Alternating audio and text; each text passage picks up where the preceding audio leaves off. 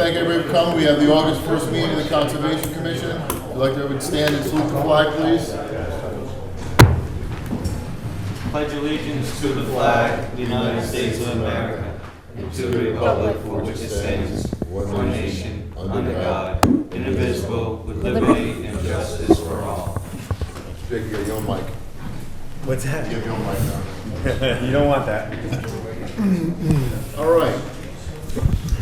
First thing, we're going to get some solar permits out of the way. I'll go pretty quickly. We have David Cabral, 1665 Drift Road, number 453. Mr. Chairman, thank you. Correct, this is soil permit David Cabral, number 453, located at 1665 Drift Road. The owner has requested a renewal of a stockpiling soil permit number 453, again located at his residence, 1665 Drift Road. The site is used for screening and storage of loam, sand, and stone. The site is in good order. Recommendations: Westport Conservation Commission, Soil Conservation Board should approve the renewal of soil permit number 453 for 1 year.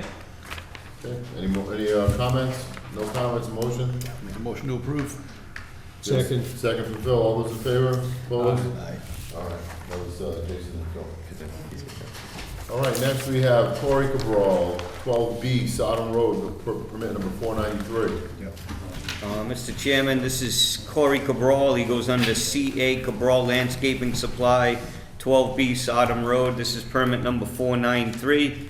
The owner has requested renewal of this stockpiling soil permit number 493, located at 12B Sodom Road. The site is used again for the storing and selling of landscape materials, stone, sand, stone, mulch. The site was in good order. Recommendations: Westport Conservation Commission, Soil Conservation Board should approve the renewal of soil permit number 493 for 1 year. Any comments? No comments, motion please? Motion to approve. Mr. Kevin, all those, second? Second. Second, Jason, all those in favor? Aye. Opposed? All right, it's unanimous now. Next we have, Pro Paving, 493 American Legion Highway, permit number 498. Mr. Chairman, Pro Paving and Excavating Incorporated, 493 American Legion Highway. This is soil permit number 498. Again, the owner has requested a renewal of the stockpiling soil permit 498, located at the rear of the property on American Legion Highway at 493. The site is used for storage of loam, sand, and stone. This site is in good order. Recommendations: Westport Conservation Commission, Soil Conservation Board should approve the renewal of soil permit number 498 for 1 year. All right, anybody have any comments? No comments, looking for a motion please? Move to approve soil permit 498 for 1 year. Thank you, Phil. Is there a second? Second. Second from Kevin, all those in favor? Opposed? That's unanimous, yeah. Last soil permit for the evening is Margaret Sylvia, 33 Old County Road, number 497. Mr. Chairman, John and Margaret Sylvia, 33 Old County Road, soil permit number 497. Again, this is located in the rear of the property located at 33 Old County Road. The owner has requested a renewal of this stockpiling soil permit number 497. The site is used for the storage of loam, sand, and stone. The site was in good order. Recommendations: Westport Conservation, Soil Conservation Board should approve the renewal of soil permit number 497 for 1 year. All right, any comments? Motion? Make a motion to approve. Motion from Jason, do we have a second? Second. Second from Phil, all those in favor? Opposed? That's unanimous now. We had a soil permit for a proposed construction on 833C American Legion Highway, that's been moved to 815. Okay, first hearing for the night is Kevin Hart, RDA, 1610 Drift Road, septic repair. Anybody here for Mr. Hart? Glenn Potter is Mr. Chairman. Glenn, how are you tonight? Good.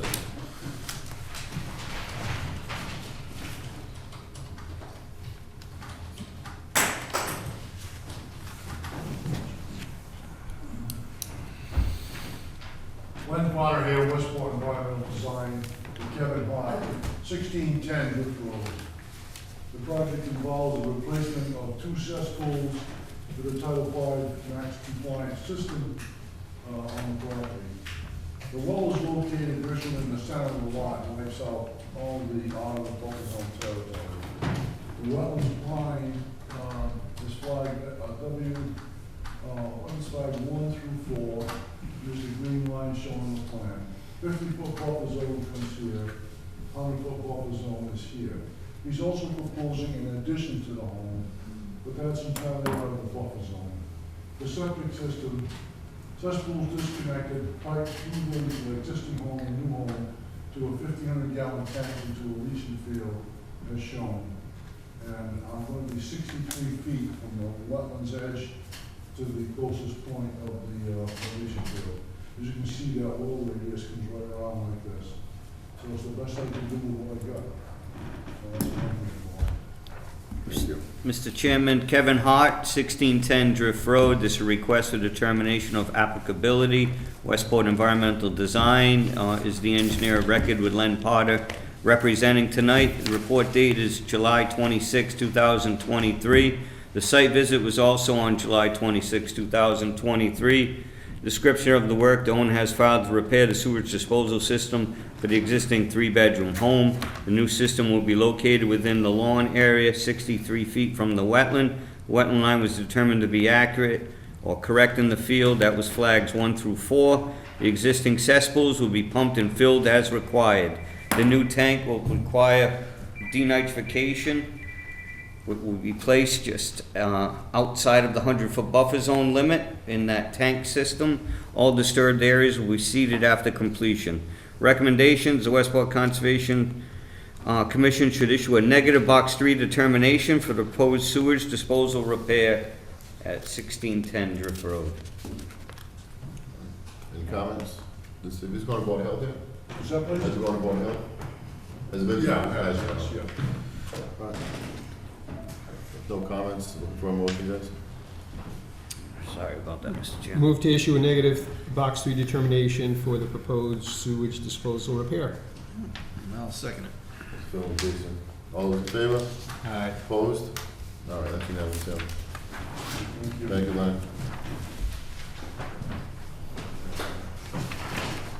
Thank you. Good night, Len. Good night. Okay, next we have Ward Mooney, notice of intent, 7002E, Drift Road, construct fixed pier, gangway, and float.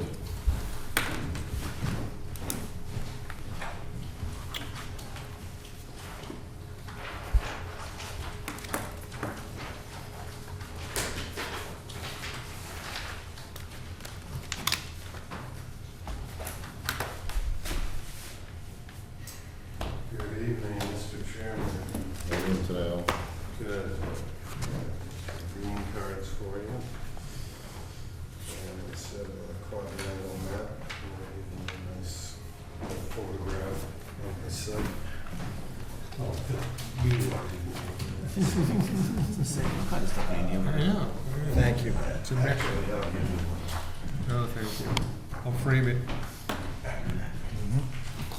All right, good evening. This is me, right? For the record, my name is Alan Haru. I'm a professional civil engineer. For this hearing, I'm representing Lucy and Ward Mooney, who own a house at 1702E Drift Road on the shore of the Westport River East Branch. Ward Mooney's here this evening with me. We propose to construct a 91-foot long fixed pier, 20-foot gangway, and 10 by 20 float with float stops in the center of the property on the record waterways license plan that's 3 sheets and is dated June 5th, 2023. So I've enlarged the waterways license plan view. This is, you can see on the aerial photograph that there's several properties along Straker's Lane. All of them have a pier. So we centered this pier between the 2 adjacent piers with the property line here highlighted in yellow, mean high water in blue, dashed blue line is the mean low water. And in this property, there's a lawn that runs down to a seawall, a stone seawall at the edge of the seaward edge of the lawn, or at the edge of the lawn. And there's a narrow 25-foot wide plus or minus band of salt marsh along the shore. So what we're proposing is to span the salt marsh in accordance with the Division of Marine Fisheries standards and the DEP waterways regulations standards, and get out to a 1 foot depth at mean low water, and we're proposing float stops on the float so that we can keep the float the required 30 inches off the bottom at mean low water. So the width of the pier over the 25-foot wide band of salt marsh is 40 inches, because now the Division of Marine Fisheries has a standard of 1.5 to 1 ratio of width to height. So for every foot of width, you need 1.5 that foot number of feet of height above the marsh to the bottom of the stringer. So in this case, on the plan, I indicate that the 4 foot contour, mean low water contour, elevation 4, is the edge of the salt marsh, which is the case when you go to the site. You'll see the band of Spartina alterniflora, lush salt marsh all along the shore. So the high end of the salt marsh is elevation 4, mean low water. So to meet the Division of Marine Fisheries standards, I narrowed the pier to 40 inches. 1.5 times that is 60 inches, which is 5 feet. So I have 5 feet above the 4 foot elevation. Mean low water is the bottom of the stringer elevation, elevation 9, which puts the deck at elevation 10. So I meet that standard. It's been the standard now for a year or so, and I'm well aware of it after the Mendel project and a few other projects, and that's the way I design these piers now. So the bottom of the stringer is 5 feet above the marsh. The proposed deck elevation is 10 mean low water down, not mean sea level, mean low water down, to allow the required lateral access under the pier in the intertidal zone. Dave Pichette, wetlands consultant, performed an eelgrass survey at the property on November 5th, 2022, and no eelgrass was observed within the project area. His report to the commission is dated November 22nd, 2022. The limit of wetland on the property, as I mentioned, is a stone seawall at the edge of the wall. We sent the notice of intent and waterways license plan to the Mass Division of Marine Fisheries on June 8th, electronically and via certified mail. This morning, getting prepared for this meeting, I realized they hadn't commented, so I emailed Amanda Davis and Emma Gallagher and said, "What's up? Can I have a report?" They sent the report at 4:25 this afternoon. I have a copy of it, and she's suggesting that I don't meet that 1.5 to 1 standard. And I respectfully disagree with her. It's the reason I narrowed the pier to 40 inches. But otherwise, we do provide the float stops to keep the float 30 inches off the bottom at mean low water. In my opinion, we do meet the Division of Marine Fisheries standard for height above the marsh, this narrow band of marsh. It's otherwise a boilerplate letter dated August 1st, 2023. So in my opinion, we meet their standards.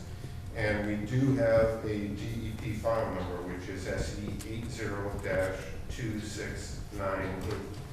So just want to give you a copy of the certified mail that I did send it to the division 2 months ago. And unfortunately, they wait till the day of the hearing to give me their comments, but you have my opinion, and I'm hopeful the commission will vote to close the hearing and issue an order of conditions for this project.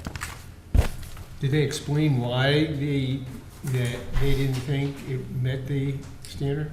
I No. don't understand it, frankly, because as I note right on the plan, based on the observation on the property, the 4 foot contour, mean low water, follows, right along where there's this lush salt marsh. So the high end of the salt marsh is elevation 4. If you look at my profile sheet, I'm showing you the plan here, but if you look at my profile sheet here, on the bottom of the stringer is elevation 9, the deck elevation is 10. That's 5 feet above the high end of the marsh, which meets their standard, which will require us to have a ramp. You know, what will happen is there'll be the seawall is at elevation, we'll have to have a block of wood on the seawall. Correct. And the stringers will rest on that, and there'll be a 12-foot ramp down to the lawn.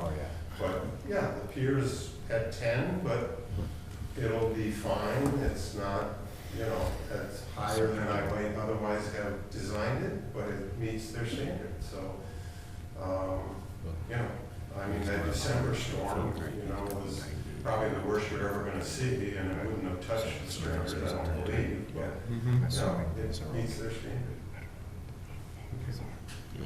So they're saying that it's 40 inches wide, 60 inches from the bottom, from the salt marsh, which is, To the bottom of the stringer. That's That's It's the one and- reason, one and a that's the half. reason, that's the reason I narrowed it to 40 inches. I don't understand it either. Yeah. It says, that they're saying there it's 1.5 times, I'm not really sure. Next page, you can see it. Let's see, read that. I just skimmed it before I came here, and I think she was suggesting I don't meet that standard, and I don't understand why she's saying that, because, you know, 40 inches times 1.5 is 60 inches. Yeah. The ground is at 4, I'm bottom of the stringer 9. That meets the standard. So, and I just received that today. Oh, yeah. And she gets another bite at the apple, because when I've already applied to the state for a license. So once the state gives me a public notice to put in the paper, there's a 30-day comment period, and I must send the plans to her electronically again, and she gets another chance to comment. So if there's any question, I will then have time to, make sure she understands. But she technically gets another bite at the apple. All right, I'll let Chris read his report. Yeah. Thanks. Thank you. Mr. Chairman, Ward Mooney, 1702 E Drift Road. This is a notice of intent application filed by LaRue Engineering with Alan Haru here this evening. The report date is July 26, 2023. There is a file number with the only comments on that is to apply for the 91 license. So the file number is SE 802698. I have not received these comments, but we do have them before us this evening, and that is Mass Division of Marine Fisheries. The detailed description of the work the owner has filed to construct a fixed pier, gangway, and float on the east branch of the river. The representatives have provided an eelgrass survey. For the record, no eelgrass is present in the fixed pier location and beyond. The dock is to be constructed extending from the existing licensed seawall 90 feet to a 20-foot gangway and a 10 by 20 float. The section over the marsh will be only 40 inches wide to limit the profile, which is beneficial for shading purposes, and 48-inch width with the remaining portion over the river. The float will be equipped with float stops set at 30 inches above land under the river. The Marine Services Director comments have been received, suggesting reflective type material be placed on the seaward side of the float and the dock. In my opinion, the dock design meets the town of Westport dock policy. This is not a concern for the height over the marsh, falls under the Division of Marine Fisheries and the issuance of that file number, which I think Alan has met. Recommendations: the Westport Conservation Commission should approve the proposed ramp, fixed pier, gangway, in float with float stops as shown on the plan dated June 5th, 2023. That's it. That's it. All right. Any comments? Thank you. Does anybody in the audience have any questions or comments? Okay. Anybody at the table? Questions, comments? What do you make of that, Phil? Seems to contradict itself. I mean, it's the last sentence, which says, that DMF recommends establishing a minimum of the 1.5 to 1 height-to-width ratio across the full extent of the marsh by reducing the width of the pier over salt marsh. So I don't know, I don't know if they're taking issue with, you know, how you've depicted the marsh. No, You know, she may be, once I get to the water sheet, on these projects, what I tend to do, if there's a band of salt marshes, I put 2 pilings, once you get where it drops into the water sheet. At that point, I widen to 4 feet, because there is no salt marsh, which is a sort of a standard width, and the maximum allowed by the state. She probably looked at the plan and saw 48 inches width. That's the width once you get beyond the salt marsh. There's a note right on the plan, 48-inch width seaward of the salt marsh. And there's another note, 40-inch width deck over the salt marsh. She just didn't, she looked at the 48, she went by 1.5, that's I see. whatever, That's what you 6 get feet. for rushing them. That's 6 feet, Yep. but that's the reason I narrowed it over the salt marsh. I fully believe you comply, Alan. Yeah. I think you have Yeah, satisfied my concerns. Yeah, okay. I more importantly would like to see the float stops, yeah, as well as you diminishing that profile over the marsh is Yeah. beneficial. yeah. So- And heightening the pier considerably over what, or somewhat, I think it's still Anybody else want to- reasonable. I do So the agree. second page is. How far are the channel buoys away from where the dock is going? There should be 2 right out there, I correct? don't know, Ward, you, The green. There is 2, like there's green and a red right there, right on. 40 feet, I don't know, just. Yeah, I'm just yeah, trying to see it. yeah, we located one of Yep. them, yeah. Yeah.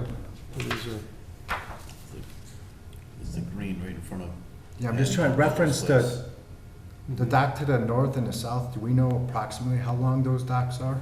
Yeah, they're shown on my plan. This Yep. one here is the Glassman project. Yep. I'm showing what was approved. Yep. It's sort of Sure. replacing what was there, you know, so this is a licensed pier that we recently proposed Yep. and was recently a license for Douglas and Stephanie Glassman. And to the south, there's a pier, which is sort of a community project. Yep. So I locate a piling, which is, there's a number of berths, if you will, along the north side. So we try to basically center our pier between those 2 Yep. structures.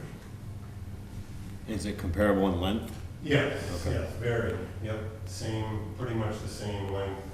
Again, Is the trying to other get two? Okay. 1 Yeah, foot depth cool. at low water. Yeah, the channel kind of angles. Angles, it's right, away yeah, it's right, a yeah. bit, Yep. Yeah, to the right. So I guess my question would be more just logistical. So if it's compliant, and we probably should vote in favor of it, is DEP going to appeal it? Oh, no. No, Yeah, should there's they- already you a think file it- number issued, Do you yeah. think they'll be, so- okay, Yeah. okay, all right, just don't want Well, to. as Alan's mentioning, he Yeah. needs the order of conditions to move forward with the 91 Yeah. waterways Yeah. application. At that time, there is also more. If they did miss something, they would be able to, but So they can just correct it without a big ordeal for you? Right. Correct. Okay, that's fine. I believe Alan rushed them today with his abilities and his Rushed them, they had emails the plan for after 2 2 months. weeks of them having it. Expedited. I know. Well, that's what happens when you're retired. You get licensing every day instead of calling the state. On the way here, I did have time to walk. Did you around. start it off by, do you know who I am? I did have That's usually a No, good way to that's start his it. email. I did have time to walk around the town farm. Do you know how many of these I've done? All right, so, any other questions from the table? If not, looking for a motion. I'll make a motion to approve. Do you have a second? I'll second it. That was- with the- Any, all in favor? Aye. Opposed? Abstentions? Yeah, I'm sorry, Kevin and Jason. So that's unanimous? Jake? Yeah, no, I'm not opposed to it. Well, There'll be Thank more. you. it must be the heat tonight. Yeah, it is. Christmas came early. All right. Alan Dean, RDA 119 Old Pine Hill Road, to determine if areas depicted on the plan are accurate. What's that? No, I said Alan Dean. Alan Dean, yeah. Grenadine. Grenadine. How you doing? Yeah, very good. Hey.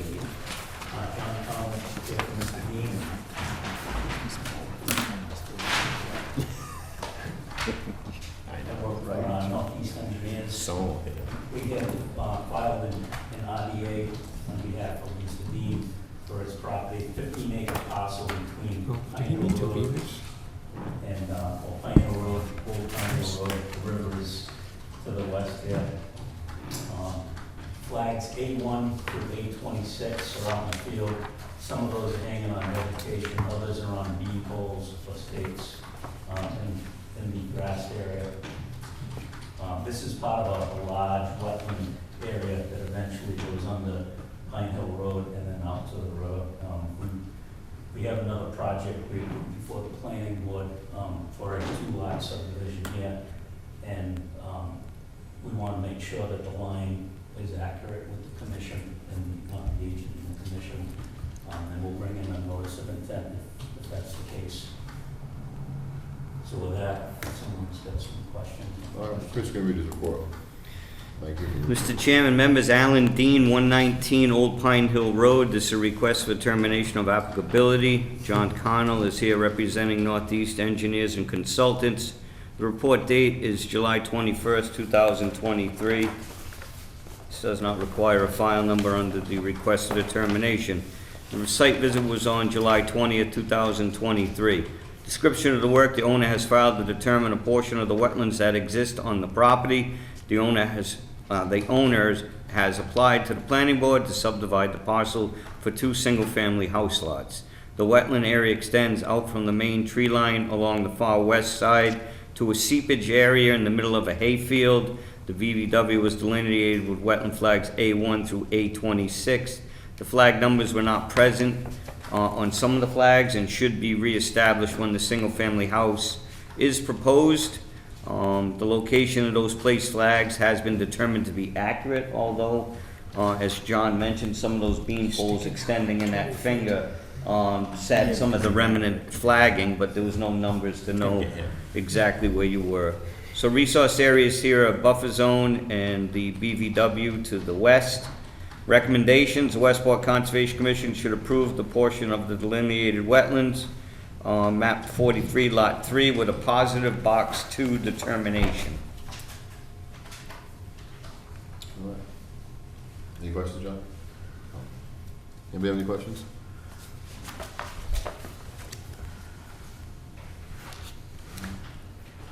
Why is this being done on the ANRAD, Chris, out of curiosity? In this section, this small project, Sean felt this was easier done on a request for determination, knowing that he would be coming in with the NOI for the project itself, so I didn't think it was, So they're locking the line with the NOI? they locking, yeah, and so they're locking it in both ways, I guess you could say.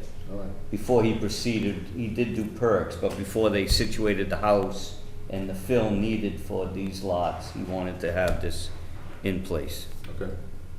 Any other questions from the table? No. Motion? I'll make a motion to approve. Second. All those in favor? Opposed? All right, that's the end of the sale. Thank you. Thanks, thank you, appreciate it. Chris, Yes, sir. this is Alan's plan. Robert Carrick, notice of intent, SE 82688170-2C, Drift Road, construct elevated walkway, fixed pier, gangway, float, lift and boarding, vegetated wetlands, flood zone, and riverfront area.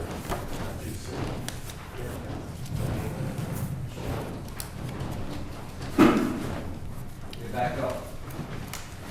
This is your plan that you so nicely pass around, so there's not confusion. Thank you.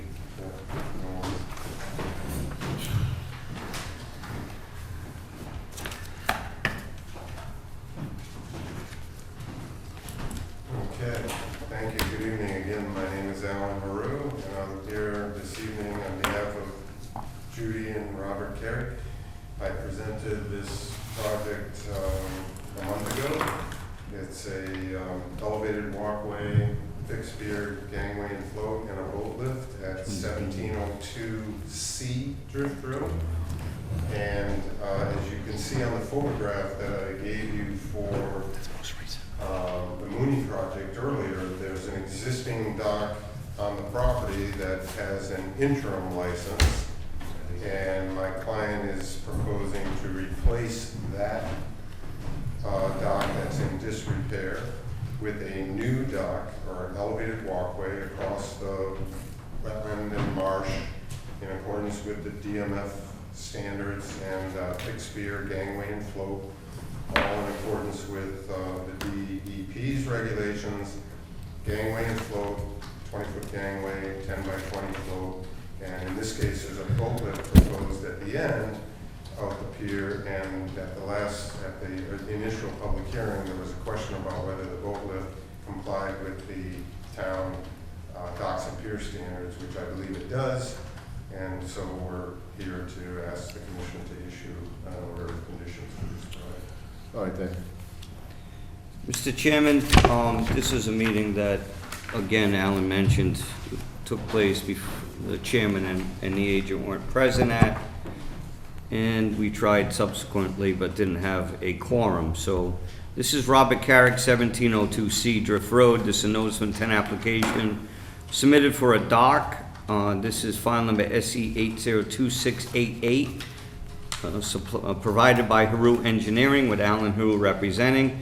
The report date is July 13th, 2023. The site visit was conducted on June 12th, 2023, during a DEP site walk. Detailed description of the work: the owner has filed to construct an elevated walkway with a replacement of a fixed pier, gangway, and float. The property currently has a licensed pier that will be removed. A new 120-foot elevated walkway over the wetland will be constructed with 6x6 posts. The elevated walkway will connect to the 41-foot fixed pier, extending in the same location as the old licensed pier. The gang will extend out to a 10 by 20 float and a boat lift at the far end. The float will be equipped with float stops to maintain a 30-foot-inch separation at low water. The boat lift will consist of 4 piles that will lift that a lift will be constructed off. The eelgrass survey was conducted by Dave Pichette, with none observed within the limits of the work. The dock design meets the town's dock policy. The applicant has provided a revised plan showing depths beyond the limit of the pier. There was some concerns if they could go further out, or there was an area of concern from neighbors that they may be causing inability to access. The lift is proposed to keep the boat from damage when the float is suspended during low water. If you can understand, the boat would be sitting in the water, but the float would be up in the air, so there's a potential damage factor with the float slamming into the side gunnel of the boat. So the applicant, in this case, thought the lift would be beneficial during those times. This is just a power lift that, again, lifts the boat just above the water line. It's not meant to lift it extremely way up in the air. It's in like a flooding situation or a hurricane situation. It's just the ability to get it up above the water. Resource areas impacted during this is the bordering vegetated wetland, land subject to flooding, land containing shellfish, and riverfront. Recommendations: the Westport Conservation Commission should approve with standard dock conditions. We did get Marine Services Director's comments, so we were waiting for them, so scratch that.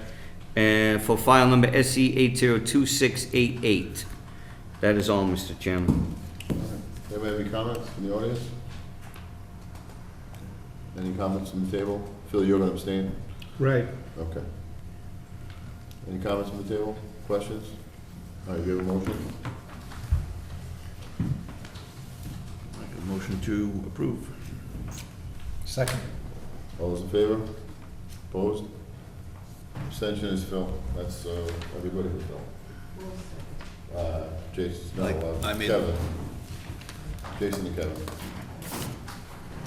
Thank you, enjoy this great weather in New England, enjoy the rest of your summer. Thank you. Yeah, you too. Safe. Two.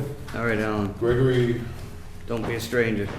All right. Gregory Adobe, SEA 2054, 127 Plymouth Boulevard, certificate of compliance. Mr. Chairman, this is a certificate of compliance request by the owner Gregory Hardaby, 127 Plymouth Boulevard. File number would be SE 802054. Report date is July 27, 2023.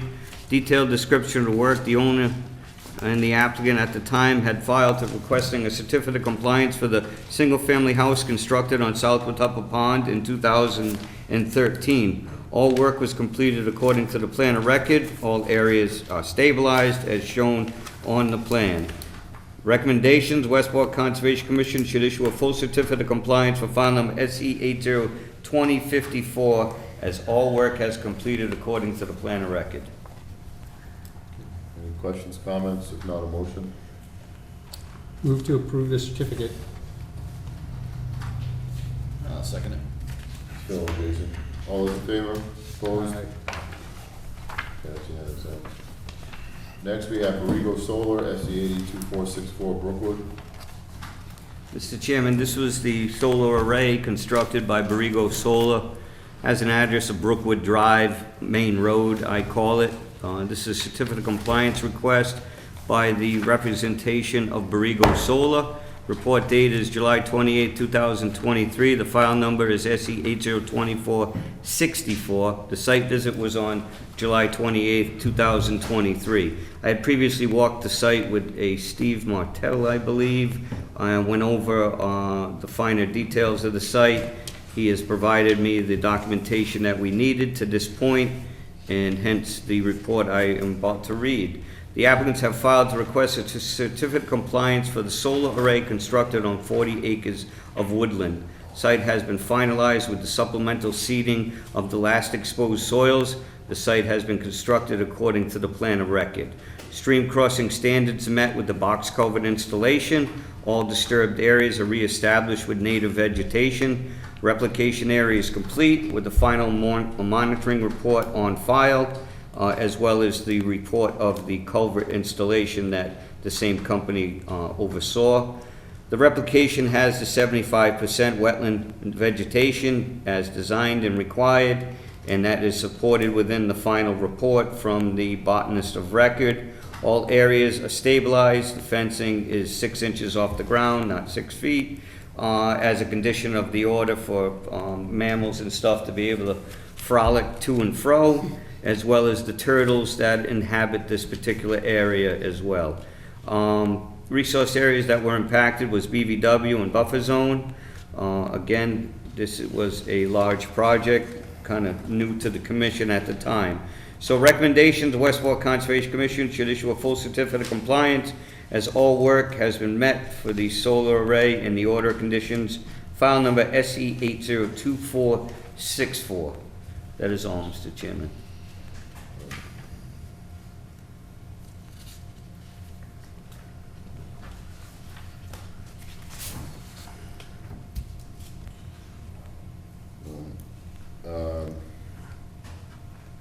So, there's two certificate of compliances here. One is 2464, but it has a different address.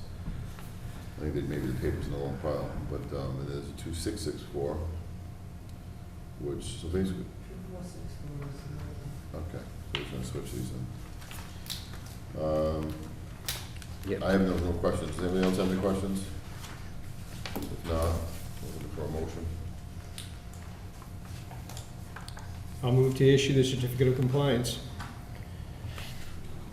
Do we have a second? Second. Okay, all those in favor? Aye. Opposed? Opposed. All right, I didn't support the project in the first place. all right. That carries 4-1 with Jake opposing. What is that for? Do you know? I don't know. Thank you, guys. You're welcome. I'll be getting that to the submittal through the emails that we get.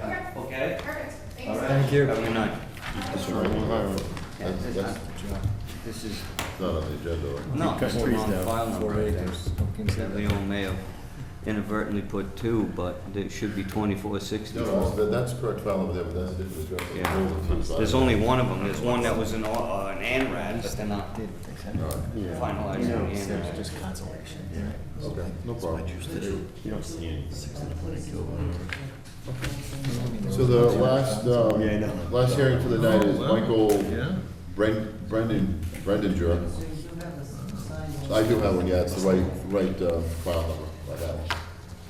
They were just on the wrong poles, I just left.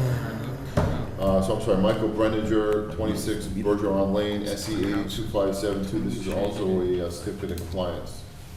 Mr. Chairman, this was filed under St. Anton Flip Houses LLC. Michael Bredinger is the now owner of the property.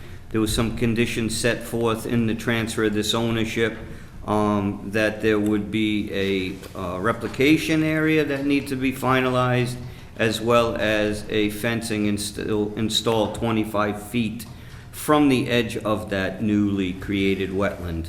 So Michael Bredinger, 26 Bergeron Lane, has filed with us for file number, a certificate of compliance request for file number SE 802572. Report date is July 27, 2023. The applicant has filed requesting a certificate of compliance for that single-family home constructed with a replication area from past owner's violation. The applicant has met the conditions in the order, installed a wooden fence at the 25-foot setback from the wetland edge. The replication is finalized with a monitoring report provided supporting the 75% wetland vegetation as established. Greg Nicholas, the engineer of record, has also provided a supporting letter. The project has been designed according to the plan of record itself. All areas are stabilized and growing. Recommendations: Westport Conservation Commission should issue a full certificate of compliance for file number SE 802572, as all work has been completed according to the plan of record. That is all, Mr. Chairman. All right, any questions? If not, a motion? I'll make a motion to issue the certificate of compliance. Thank you, Jason. Do you have a second? Second. Okay. All those in favor? Aye. Opposed? All right, you're gonna have to put your name on this one too, guys. Okay, last, there's more hearings for the night that I know of, that I have in my folders. Mr. Chairman, that concludes the agenda items. Okay, that's good. So we have some bills to pay and some minutes. First one is W. Mason, $52.25 for office supplies. Looking for a motion to pay. Motion to pay. All those in favor? I'll do a second, I'm sorry. Second. All those in favor? Aye. Opposed? All right, that's unanimous, there. Jason and Jake. Okay, next we have East Bay Media for advertising, $184.50. Looking for a motion to pay. Motion to pay? That was Kevin, second? Second? Second for Phil, all in favor? Opposed? All right, that's unanimous, there. Okay, we have minutes from 7:18, present. Phil, Burton, Thomas, okay, that's not going anywhere. Yeah, that's not even close. 6:20, present, Jason, Phil, Tom, Jake, and, okay, that's not going anywhere. 6 minutes.